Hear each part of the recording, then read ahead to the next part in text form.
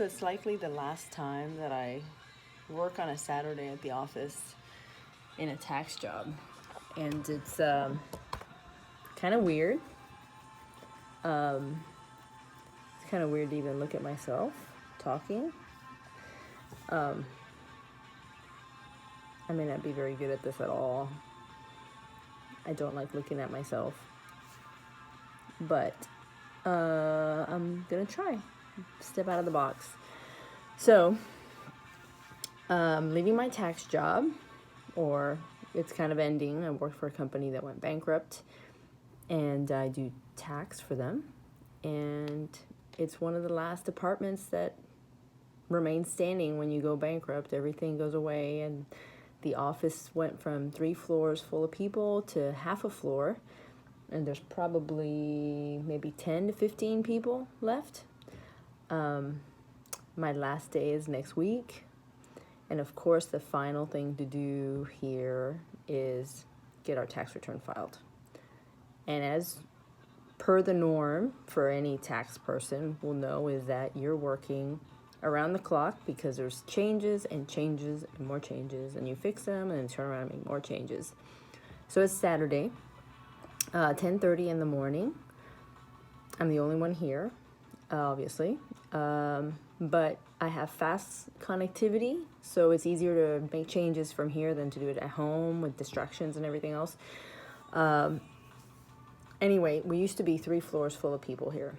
We've condensed now to a tenth, maybe a third of the floor. And I went from an office to a cube, which is this little square here. I've been probably in this cube for a couple weeks now, since mid-December, end of the year, really. So really a couple weeks. Anyway, so it's weird because I'm finishing it up and I realize, okay, I have to take my pictures down and I have to take all my stuff and I have to pack it up, and I'm excited about the fact that I can be home and organize my office and organize my laundry room and my pantry and get my life in order, that I always feel like I'm rushing in and out doing other stuff, and I can focus on my fitness journey and my nutrition and basically a new path. I've been working out just for me and to try to be consistent with trying to make fitness part of my life every day, as opposed to saying, hey, I'm going to train for this triathlon and I'm going to do the running, the swimming, and the biking, but I'm not even going to pay attention to nutrition. I'm just going to eat whatever I want because I burn enough calories, so who cares? But that wasn't working. I was getting injured. It never failed. If I was training for a half marathon, I've gotten injured every single time. My knees are just crap, basically. My joints are not what they need to be, partly because I'm older, I should say. It's never been something that's been part of my life, so I've started late, and so it's just been one of those things where I've gotten into it and I've realized that training for any short period of time and not taking nutrition seriously was really hindering any advancement in my performance. So even if I wanted to get faster or stronger, if I wasn't doing the nutrition piece or lifting weights, for example, I wasn't going to get to where I needed to be. So I decided that, I saw a pattern where I was training and then I would just do the race or whatever, and then I just willy-nilly just eat whatever I want and not work out again for months, unless someone said, hey, you want to train for this? And then I'd sign up for a race and then I'd start all over again. And it was really hard on my schedule because it was inconsistent and I had work and family. And so in 2015, I was kind of getting into triathlon a lot. I did a lot of sprints, but I wasn't really strong. I've never been a strong swimmer. I actually taught myself how to swim when I was pregnant with number 3, who's about to be 6. So it's been a while, but I taught myself with a snorkel and everything, with a big old belly, and it was fantastic. But I have never really been strong enough to, every open water swim has been awful, but I get it done. And Ironman has always been like a dream that just seems so distant and so far away. And so in 2015, in that summer, I found a training plan for a half Ironman, which is 70.3. And I started following it. And I thought, summer's a good time because everybody's out of school. Work is so. I was working on the tax return, of course, at the other company I was in. No? I was here. Anyway, so I started training. So I would get up and I followed this thing. I didn't have a nutritionist. I didn't have a trainer. I didn't have a coach. I was just doing it on my own. And I was just following it on the exercise part of it. And I was doing my runs. I was doing my bikes. I was doing my swims. And I was trying to teach myself drills, and the internet was my friend because I learned so much, and I started blogging about things that I learned, and it was really fantastic. And I was doing really well, and I was getting really strong, but I had not signed up for a race. I guess I just couldn't pull the trigger to make that commitment because I knew that if I did one out of town, there's another list of things that you have to deal with, which is traveling with your bike and anyway, there's just too much to deal with for a first time half Ironman. So I thought, well, I'll do one in Texas. Well, the two that are in Texas would either be in the fall in Austin or in the spring in Galveston. And I was just like, it was summertime, so I knew that the spring would be the possible next one. Well, good thing I didn't register because as soon as school started that year, I just got swamped between school or work, coming home, and then I had to help everybody with homework, and it was teaching my kids good study habits, and then the little ones needed a lot of attention. I just couldn't manage to get the workouts in anymore, and it just consumed me, and it got to the point where I just threw in the towel completely. I just stopped working out 100%. Zero. I want to say that between the end of August or maybe September 1, say, when school started, I did not work out but maybe one run per month. Anywhere between 3 to 5 miles tops, if that, per month. So let's say once in September, once in October, once in November, maybe that. Through the year end. I was depressed. I was just pissy. I was just in a bad mood all the time. And I was just getting frustrated with myself, getting frustrated with my family. I was just freaking miserable. And my husband finally said, you need to go work out. But at that point, I knew that that's what I needed, but I didn't want to get up. I didn't want to, get my shit together basically and lace up and get up in the morning, or I just did not want to do it. No way, no how. And somehow he managed to drag me out. January 1st, 2016, he said, let's go. We're going to go. And I didn't want to go. First thing in the morning, it was cold, and he dragged me early on a first day of the year. He dragged me out, told me to put my shoes on and get dressed, and he got me in the car. We went to Memorial Park, and he said, we're going to jog around the loop. I bitched and complained the entire time. It hurt. Everything hurt. It was so awful. I hated him for it. I loved him for it, but I cursed him, and he was like a boot camp trainer. He said, come on, go. And so I go, and he said, the sooner you get it done, the sooner we're finished. Just do it. So we ran, and then I think towards the end of it, it was more like a sprint. Go as hard as you can, chase me down, make it a game or whatever. I was so glad it was over. I really was so glad it was over. At that point, I still was not motivated. I still was cursing him for getting me out of bed. I didn't really care. was kind of over it, done. And the next day he did it again. He got me out of bed, took me to the track by the house, which is really half a mile. He didn't even take me there. We ran there. We ran from the house to the school track. And when we got there, we did little sprints around. And then he had me, I'll never forget, we're going to lunge across the track, which is like a field in the middle.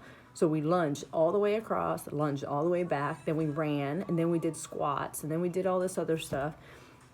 And then on the way back, running home, I stepped on a pipe that was sticking out of the sidewalk, and I twisted my ankle. Can you believe it?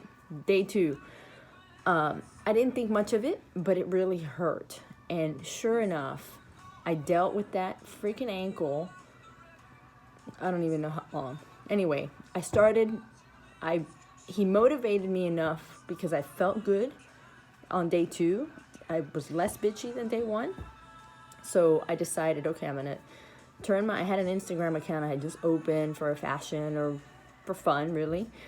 And I was putting other stuff in there, like, shoes or outfits or whatever. And I was just having fun with it, no big deal. And I decided to turn it into a fitness journey account.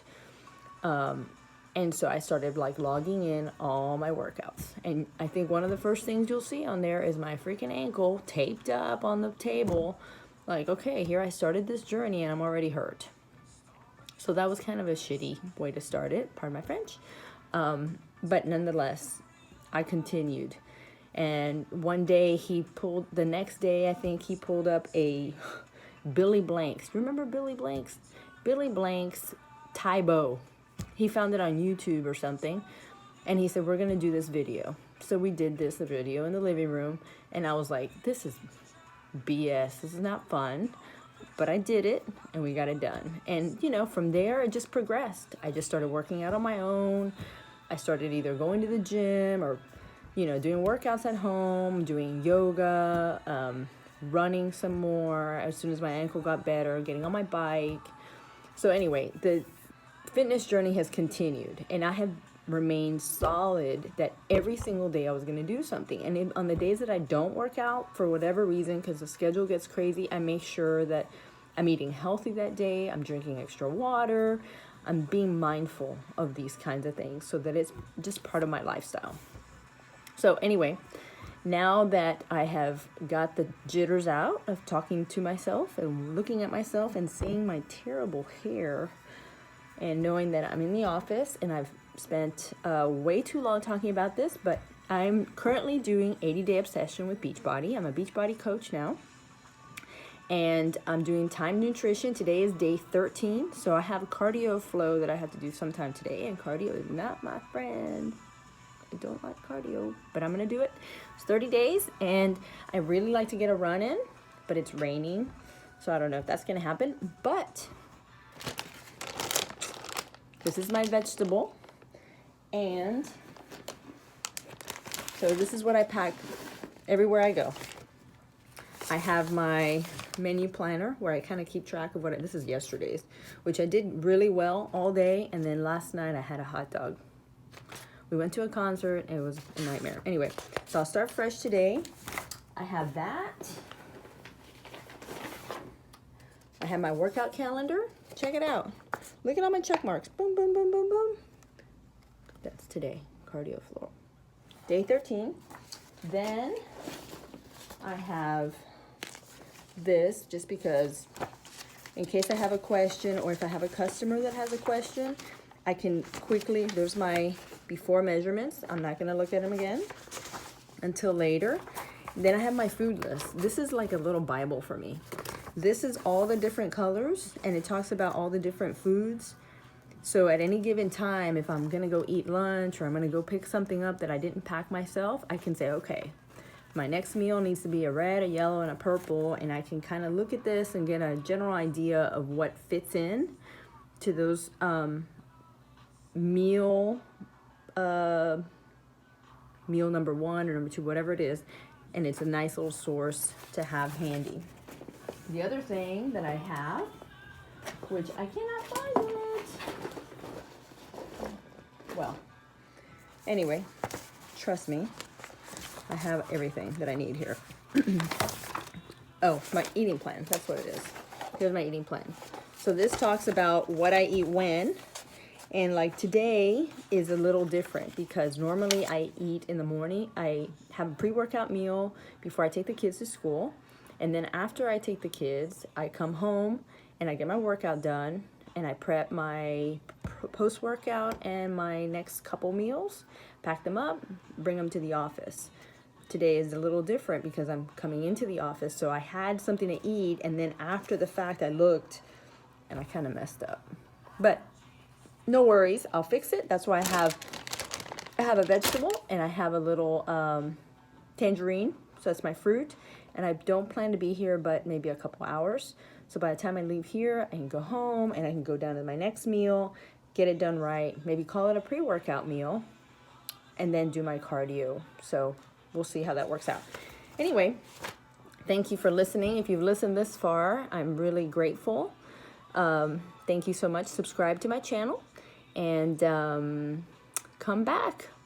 Check it out. I'm going to do some cooking stuff. I just got an Instapot. I'm really excited. I did one meal. It was kind of quick.